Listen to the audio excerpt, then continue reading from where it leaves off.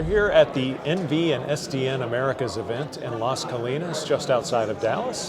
Today I'm talking with Gary from Netscout. Hi, Gary. We're talking about cybersecurity, and Netscout just published its recent threat report. Maybe you could give me some highlights from what you found. Sure. So first of all, Netscout has a long history of tracking botnet activity, and we publish reports on DDoS attacks. It's pretty well known. Last year we saw huge headlines around this massive 1.7 terabit per second attack. Record-shattering, like nothing anyone's seen before. This year we have a very different picture. We're not seeing attacks on that scale anymore. Where we're really seeing the sweet spot, I should say, from attackers' perspective, is the 1 to 400 gigabit per second attacks. In fact, we saw a 776% increase in attacks in that size range in the last 6 months. And make no mistake, those attacks are still big enough to take small countries offline.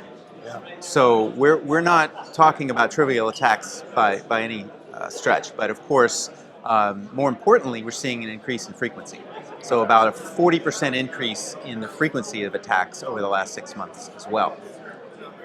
Beyond that, we've seen weaponization of IoT devices. We're going to talk a lot about IoT devices today. I think it's a hot topic on everyone's mind. We know that they are proliferating rapidly.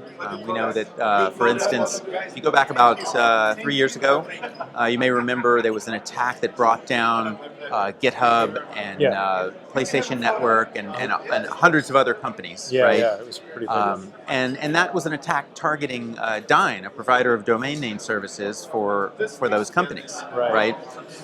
What's really interesting is that was based on the now infamous source code Mirai, which was written by basically some college students, right, who were trying to take out their competitors, right? Now that's out in the wild. Well, what's interesting is that 3 years later, our security research team is tracking on the order of 20,000 variants of that code per month. Per month? Per month. Not even per year? Oh, goodness. Yes. That's a lot. Yes, indeed. So, that's sort of some of the high-level trends that we've seen. It's really interesting, too, because I remember that attack. I remember that it all came through IoT devices. That's what really woke us up in terms of saying, hey, these things are vulnerable. These things are dangerous. When somebody can turn these into, IoT devices into weapons, it really does threaten not just, any one network, but the whole internet. That's correct. How long is it taking people to weaponize an IoT vulnerability? Yeah, that's a good question. So the research revealed some pretty shocking statistics. On average, the Mirai code and its variants can infect an IoT device within 60 seconds of it connecting to the network. Wow. And of course, that's just the infection stage. Right. So then creating the botnet and weaponizing it, and I'm talking about exploiting a new vulnerability, right? So from the day a vulnerability is discovered until it's weaponized in an IoT botnet, it takes about 5 days now. Wow. So that's faster than most vulnerabilities are patched. I'm just extrapolating here, but what about all the IoT devices that consumers and enterprises are deploying? Absolutely. It's becoming a bigger and bigger problem, right? So as we know, something on the order of 7 or 8 million IoT devices are powered up every day. And what's interesting is, of course, those are being weaponized. So we talk about now the weaponized home. Right, so all these devices people have in their homes. I mean, I'm sure you have some. I have some. Absolutely. Everybody does. Whether it's your, video cameras or your set-top box, your router, even Apple software is being compromised now. And what's really interesting about that is that for every one device that's connected directly to the internet, there are another 20 that are behind a firewall. And in particular, we're talking about the enterprise now. Right? So when you think about all of these IoT devices on enterprise networks that are behind the firewall, we've already found malware that is actually exploiting these devices behind the firewall, weaponizing these devices, and then using those to not only attack external networks, but to take down the internal network as well. Wow. So if you think about an enterprise network where you have, kind of a hub and spoke design, maybe you have satellite offices, you have data centers, you have cloud resources, headquarters, right? So you typically will have routed connections between those. So we've actually seen malware that will target the routers that connect the WAN links between the different sites. Oh, wow. Okay. A lot of enterprises are now outsourcing security, Right. right? Well, if the devices on the inside of the network are infected and they take down the routers, which are what get you to that outsourced security mechanism, Right. now you can't even protect yourself. So it's a really interesting conundrum, and it's providing a lot of new challenges for defenses across all networks. Another thing I'm hearing about is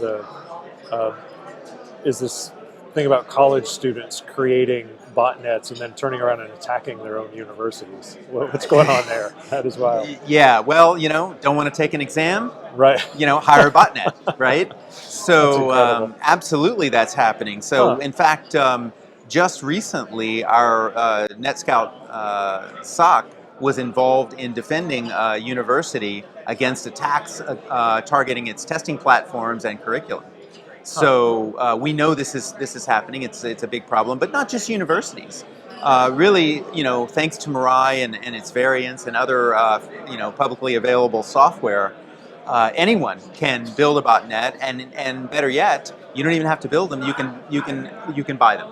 Right? So there are many of these SaaS-based attack tools, right? So it's Right. DDoS for hire or botnet for hire services. And in fact, those are so cheap and ubiquitous, you can hire them for as little as $5 an hour. Wow. They will actually take down your target as just a demonstration that they can be effective before they even take any money. They compete against each other, so they now offer service level agreements. Great. Which is, No. we laugh about it, it's serious stuff, but you have to have a little levity. So you think about the botnet for hire. Yeah. If the SLA is that if they don't take your target down, they'll refund your stolen credit card, no questions asked. Interesting. Really interesting. Well, and it's interesting too because it's like I guess where this is all leading, and this is what we've been talking about at this conference, is this conference is all about the evolution of the network. Yep. Going from virtualization to cloud native to eventually into 5G networks and how Absolutely. that's changing everything in its path. So when we're talking about IoT and 5G, how does a service provider deal with this escalating threat? Because there's going to be an escalating number of devices, I would imagine. Absolutely, absolutely. I mean, look, we're already well beyond the point where we have more IoT devices than humans on the planet. Right. And of course, that is a steep curve that's escalating. And as you rightly pointed out, with virtualization and with 5G technology, we're going to see, again, another massive explosion in the number of network resources, the number of edge compute devices, right? And IoT is going to be a big part of that. And those edge compute devices themselves will be targets and may very well be weaponized.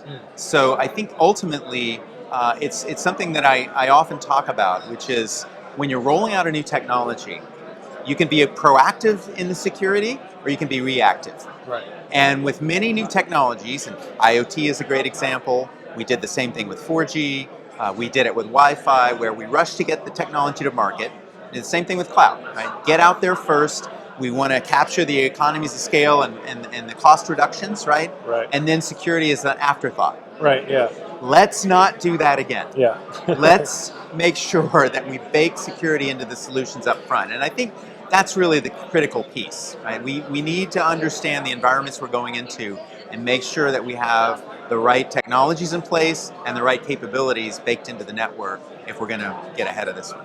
All right. Well, thanks for sharing the